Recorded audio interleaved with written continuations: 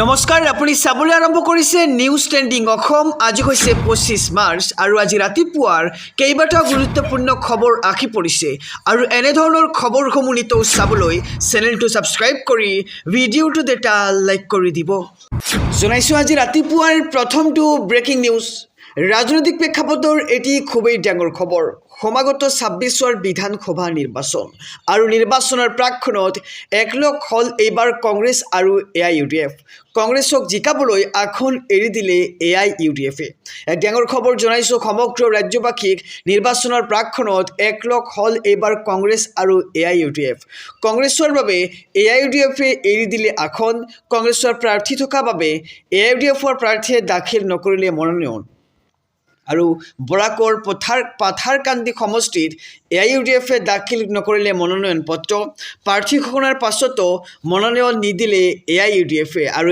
এআইইউডিএফৰ প্ৰাৰ্থী কামৰান পাখা চৌধুৰীয়ে দাখিল নকৰিলে মনোনয়ন নিৰ্বাচনৰ প্ৰাক্ষণত এইবাৰ একলগ হল কংগ্ৰেছ আৰু এআইইউডিএফ আৰু কংগ্ৰেছৰ বাবে এআইইউডিএফে এৰি দিলে আখন কংগ্ৰেছৰ প্ৰাৰ্থী থকাৰ বাবে এআইইউডিএফৰ প্ৰাৰ্থীয়ে দাখিল নকৰিলে আখন আৰু বৰাকৰ পাথাৰকান্দি সমষ্টিত এআইইউডিএফে দাখিল নকৰিলে নিজৰ মনোনয়ন আৰু নিৰ্বাচনৰ প্ৰাক্ষণত এইবাৰ একলগ হোৱা দেখা গ'ল কংগ্ৰেছ আৰু এআইইউডিএফক জনাইছো আৰু এটি ব্ৰেকিং নিউজ ডাঙৰ খবৰ সমাগত 2026ৰ বিধানসভা নিৰ্বাচন আৰু এইবাৰ নিৰ্বাচনী প্ৰচাৰৰ মাজতেই ৰাজ্যৰ মুখ্যমন্ত্ৰী ডক্টৰ হিমন্ত বিশ্ব শৰ্মাই আগবঢ়াইছে বিস্ফোৰক মন্তব্য দুয়োটা দলেই সমানভাৱে নিৰ্বাচনী প্ৰচাৰ চলাইছে আৰু প্ৰচাৰৰ মাজতে মুখ্যমন্ত্ৰীগৰাকীৰ মন্তব্য যে কংগ্ৰেছে ভাৰতত নিৰ্বাচন খেলি লাভ নাই কংগ্ৰেছে এতিয়া পাকিস্তানত খেলিব লাগে নিৰ্বাচন এইবাৰ ইতিহাস সৃষ্টি কৰি বিজেপি জয়ী হ'ব চৰকাৰ গঠন কৰিব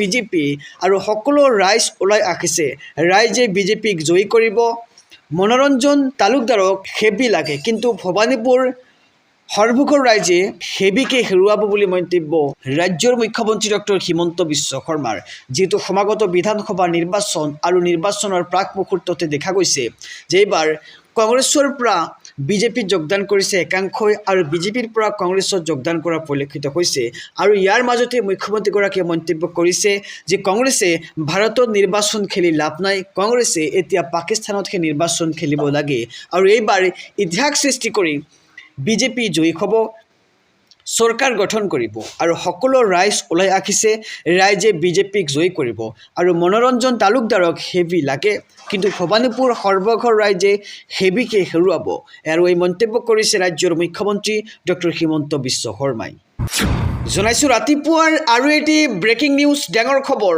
ৰাইজে বিচৰা ধৰণেই ন্যায় পাব হিয়াৰ আমঠু জুবিন গাৰ্গে এবছৰৰ ভিতৰত সম্পূৰ্ণ হ'ব বিচাৰ প্ৰক্ৰিয়া এক ডাঙৰ খবৰ জনাইছো সমগ্ৰ ৰাজ্যবাসীক জুবিন গাৰ্গৰ ঘটনাৰ বিচাৰ প্ৰক্ৰিয়াক লৈ আহি পৰিছে বিগ ব্ৰেকিং নিউজ বিচাৰ প্ৰক্ৰিয়া ক্ষিপ্ৰতৰ কৰিবলৈ গঠন হ'ল এক্সক্লুচিভ ফাষ্ট ট্ৰেক কোৰ্ট আৰু এবছৰৰ ভিতৰত নিষ্পত্তি হ'ব লাগিব বিচাৰ প্ৰক্ৰিয়া বাক্সা জিলাৰ ডিষ্ট্ৰিক্ট জজ শৰ্মিলা ভূঞাক এই বিশেষ আদালতৰ দায়িত্ব অৰ্পণ কৰা হৈছে ভাৰতীয় নাগৰিক সুৰক্ষা সংহিতা BNSS 2023ৰ ধাৰা 344 একৰ অধীনত এই নিৰ্দেশনা জাৰি কৰা হৈছে আৰু জুবিন গাৰ্গৰ ঘটনাৰ বিচাৰ প্ৰক্ৰিয়াক লৈ আহি পৰিছে বিগ ব্ৰেকিং নিউজ বিচাৰ প্ৰক্ৰিয়া ক্ষিপ্ৰতৰ কৰিবলৈ গঠন হ'ল এক্সক্লুচিভ ফাষ্ট ট্ৰেক কোৰ্ট আৰু এবছৰৰ ভিতৰত নিষ্পত্তি হ'ব লাগিব বিচাৰ প্ৰক্ৰিয়া বাক্সা জিলাৰ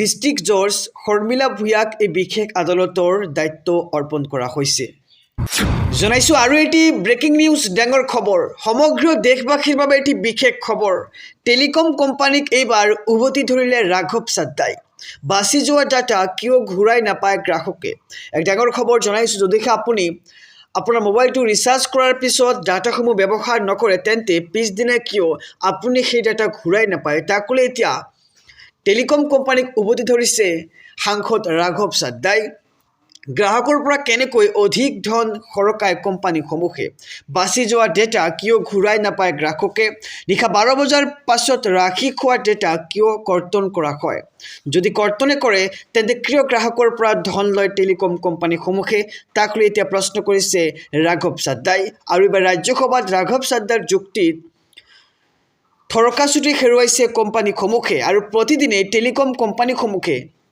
ৰিচাৰ্জ প্লেনত বান্ধি দিয়ে লিমিট।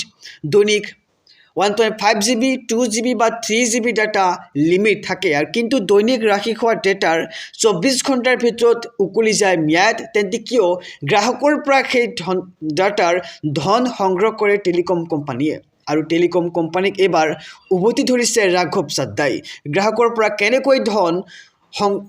কেনেকৈ অধিক ধন সৰকায় কোম্পানীসমূহে? বাচি যোৱা ডেটা কিয় ঘূৰাই নাপায় গ্ৰাহকে?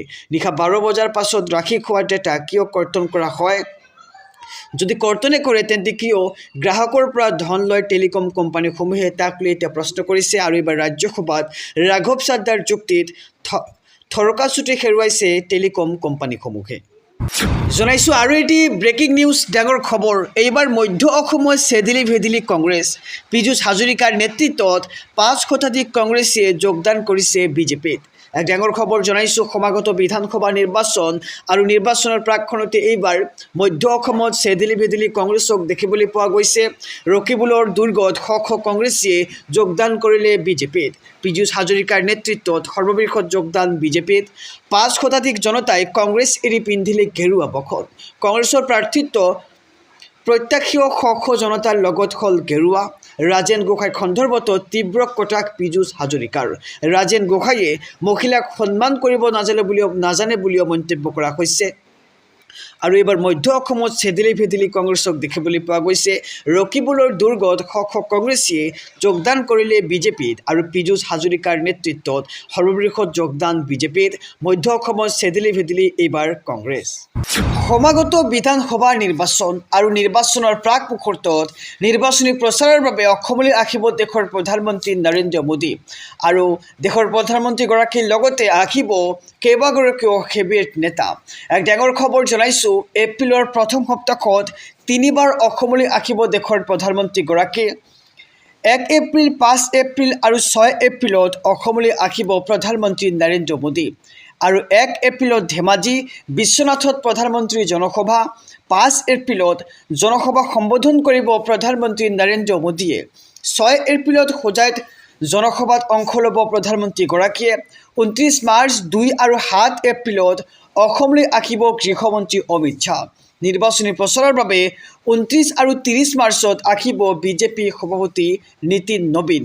আৰু নিৰ্বাচনী প্ৰচাৰৰ বাবে অসমলৈ আহিব দেশৰ প্ৰধানমন্ত্ৰী নৰেন্দ্ৰ মোদী। এপ্ৰিলৰ প্ৰথম সপ্তাহত তিনিবাৰকৈ অসমলৈ আহিব দেশৰ প্ৰধানমন্ত্ৰীগৰাকী। জনাইছোঁ আৰু এটি ব্ৰেকিং নিউজ, ডাঙৰ খবৰ। ভাৰতত কিমান মজুত আছে ইন্ধন? যিহেতু মধ্যপ্ৰাচ্যৰ যুদ্ধৰ প্ৰভাৱ এতিয়া সমগ্ৰ বিশ্বজুৰি বিয়পি পৰিছে।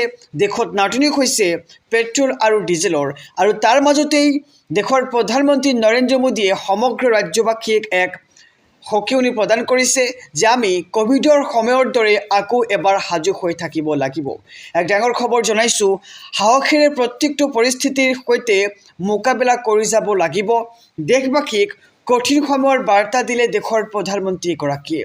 হৰমুজ বন্ধ কোনো কাৰণতেই গ্ৰহণযোগ্য নহয়। শান্তিৰ পক্ষত মাত মাতিব ভাৰতে। আৰু ভাৰতত বছৰি প্ৰয়োজন হয় 30 মিলিয়ন মেট্ৰিক টন LPGৰ। আৰু বছৰি 235 কোটি চিলিণ্ডাৰ ব্যৱহাৰ কৰে দেশবাসীয়ে। প্ৰতিদিনে প্ৰয়োজন হয় 64 লাখটা LPG চিলিণ্ডাৰ। আৰু মুঠ LPGৰ 88% ব্যৱহাৰ হয় ঘৰুৱা ৰন্ধনত, বাকী 12% ব্যৱহাৰ হয় ব্যৱসায় বাণিজ্যত। আৰু ভাৰতত প্ৰয়োজন হোৱা 60% LPGয়েই আমদানি কৰা হয়। আৰু এই 60%ৰ 90% আছে মধ্যপ্ৰাচ্যৰ পৰা। আৰু সংযুক্ত আৰৱ, কাটাৰ, ছৌদি আৰৱ, কুৱেইটৰ পৰা আহে LPG। আৰু এই LPG সৰবৰাহ হয় ইৰাণ নিয়ন্ত্ৰিত হৰমুজ প্ৰণালীৰে। যুদ্ধৰ পূৰ্বে প্ৰতিদিনে গড়ে 153খন জাহাজ চলিছিল হৰমুজেৰে। আৰু সম্প্ৰতি গড়ে 13খন জাহাজ চলিবলৈ দিয়া হৈছে হৰমুজেৰে। ভাৰতত পেট্ৰল ডিজেলৰ দৰে LPGৰ ৰিজাৰ্ভাৰ নাই। আৰু সেয়ে যুদ্ধৰ বাবে LPGৰ দৰে পেট্ৰল ডিজেলৰ নাটনি হোৱা নাই। দেশৰ তেল শোধনাগাৰসমূহত LPGৰ উৎপাদন বৃদ্ধি কৰা হৈছে। 25% বৃদ্ধি কৰা হৈছে LPGৰ উৎপাদনৰ ক্ষমতা। 40খন দেশৰ পৰা LPG আমদানি কৰাৰ ব্যৱস্থা কৰা হৈছে। আৰু কোভিডৰ সময়ৰ দৰে আকৌ এবাৰ আমি সাজু হৈ থাকিব লাগিব, সাহসেৰে প্ৰত্যেকটো পৰিস্থিতিৰ সৈতে মোকাবিলা কৰিব লাগিব আৰু দেশবাসীক কঠিন সময়ত বাৰ্তা দিলে দেশৰ প্ৰধানমন্ত্ৰী নৰেন্দ্ৰ মোদীয়ে। আহিছোঁ পৰৱৰ্তী খবৰৰ মাজলৈ। নিৰ্বাচনৰ প্ৰাক মুহূৰ্তত ৰাজ্যৰ মুখ্যমন্ত্ৰী ডক্টৰ হিমন্ত বিশ্ব শৰ্মাৰ বিস্ফোৰক মন্তব্য। মুখ্যমন্ত্ৰীগৰাকীয়ে মন্তব্য কৰিছে যে বিধানসভা নিৰ্বাচনত চুমা বাবাক ভোট দি লাভ নাই, শিৱসাগৰত লাগে বিকাশৰ বঁটা। জনাইছোঁ সবিস্তাৰে খবৰ।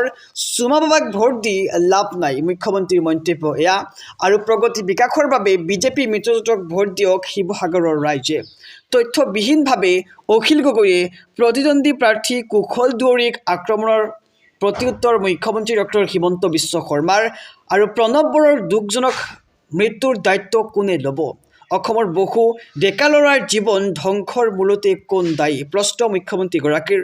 আৰু শিৱসাগৰৰ ৰাইজে সিদ্ধান্ত ল'ব, যিয়ে ভাল তেওঁকে ভোট দিব।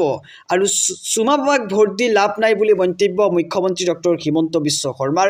প্ৰগতি বিকাশৰ বাবে বিজেপি মিত্ৰজোঁটক ভোট দিয়ক শিৱসাগৰৰ ৰাইজে। তথ্যহীনভাৱে অখিল গগৈয়ে প্ৰতিদ্বন্দ্বী প্ৰাৰ্থী কুশল দুৱৰীক আক্ৰমণৰ প্ৰত্যুত্তৰ মুখ্যমন্ত্ৰী ডক্টৰ হিমন্ত বিশ্ব শৰ্মাৰ। জনাইছোঁ আৰু এটি ব্ৰেকিং নিউজ, ডাঙৰ খবৰ। গৌৰৱ গগৈয়ে ল'লে এইবাৰ ডাঙৰ সিদ্ধান্ত, 6 বছৰৰ বাবে নিলম্বন। এক ডাঙৰ খবৰ জনাইছোঁ সমগ্ৰ ৰাজ্যবাসীক। নিৰ্বাচনৰ প্ৰাকক্ষণত গৌৰৱ গগৈয়ে ল'লে এই ডাঙৰ সিদ্ধান্ত। টিকট বঞ্চিত হৈ আন দলৰ পৰা নিৰ্বাচন খেলাসকল পৰিব এতিয়া বিপদত। দল বাকৰি নিৰ্বাচন খেলা বা নিৰ্দলীয় প্ৰাৰ্থী হোৱাসকলৰ শাস্তি ঘোষণা। 6 বছৰৰ বাবে কংগ্ৰেছ দলৰ পৰা নিলম্বন প্ৰাৰ্থীসকলক। বেলেগ দললৈ গৈ নিৰ্বাচন খেলা কোনো উভতি আহিব নোৱাৰিব কংগ্ৰেছলৈ। আন দলত নিৰ্বাচন খেলা নেতাকো সমৰ্থন কৰিব নোৱাৰিব কংগ্ৰেছীয়ে।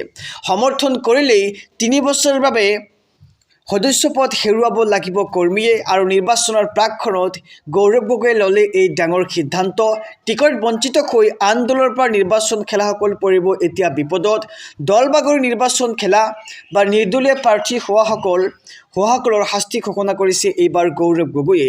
আৰু বিধানসভা নিৰ্বাচনৰ প্ৰাক মুহূৰ্ততে গৌৰৱ গগৈয়ে ল'লে এই ডাঙৰ সিদ্ধান্ত।